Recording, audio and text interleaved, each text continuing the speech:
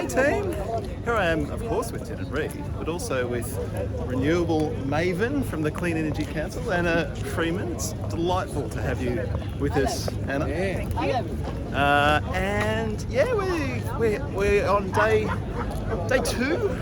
The first Monday is over. The first Monday is over. So we had the opening yesterday, but we got down to business. There was lots of action in the plenary hall. Tennant and I caught some negotiations. But Anna, what was your big takeout from today?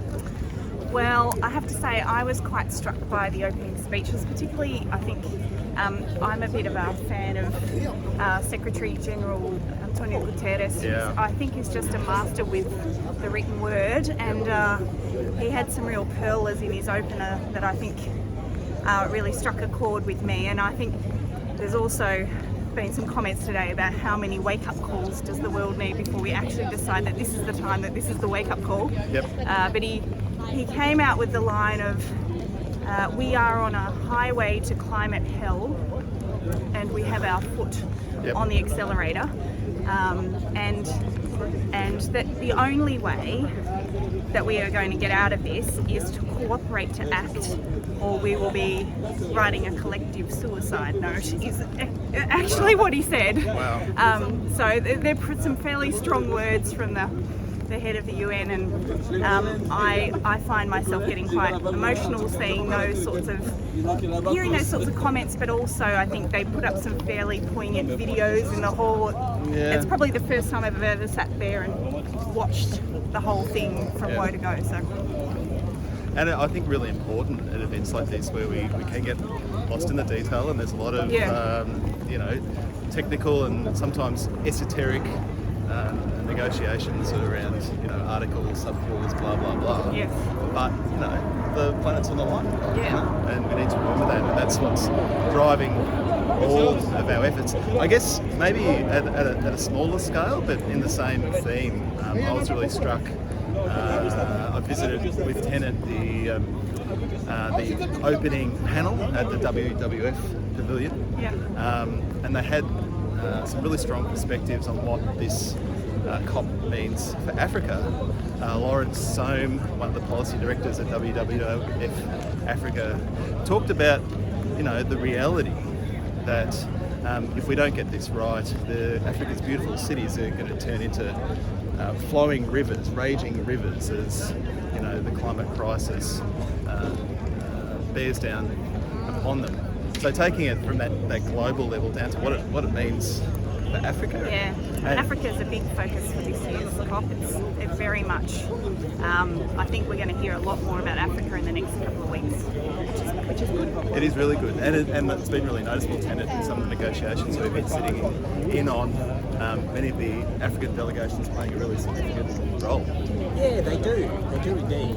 And so the two that we looked in on today were a negotiation on the work program on urgently improving mitigation, or enhancing mitigation, faster emission reductions, enhancement of 2030 ambition before 2030. Those discussions, on the one hand, they seem super technical, and we heard some views from other stakeholders that maybe they were going to turn into a process that didn't really achieve anything.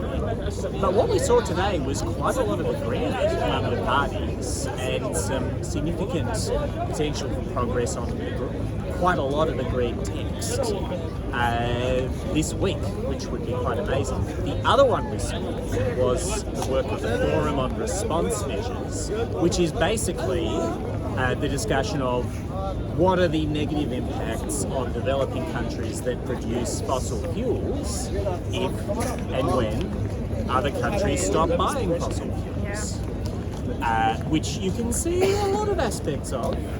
I was personally quite interested in whether this would become the place where arguments about carbon border adjustment mechanisms broke out. And can I just stop you there, Tennant? I think we need to start the hashtag Tennant was right. Because, as it turns out, what came up in the course of those negotiations? Well, what came up was about 45 minutes of extremely abstruse minutiae about moving rapidly, but not that rapidly, to accept reports. But then, just at the end, there was a statement from the G77 in China that the agenda needed to be expanded to discuss interlinkages of crucial issues, including carbon border adjustment mechanisms. And there was back and forth. I think this is going to be fiercely resisted, but there's a lot going on in all of these negotiations, and as down in the weeds as they are, as boring as they are on the surface, beneath that surface, there's roiling tension, there's alliances and enemies, there's stalling tactics while advances are made on other fronts. It's all happening. I can feel a 3-part saga coming on. Oh, that would be a short one by local standards. Yeah, so there's a huge amount going on from the high level to the reminders about why we're all here to the technical detail, which is super important for how we operationalise this transition. Right? Yep. So there we are, Anna. That's the wrap. You have somewhere to be. And there's the exit. We are at the why we exit. stopped walking. We'll be back tomorrow, Tennant. Yes, for a walk and talk, maybe a stand and talk. We'll see how we go. See how much runway we have. Thanks for having me. with us, Anna. Thanks. Cheers.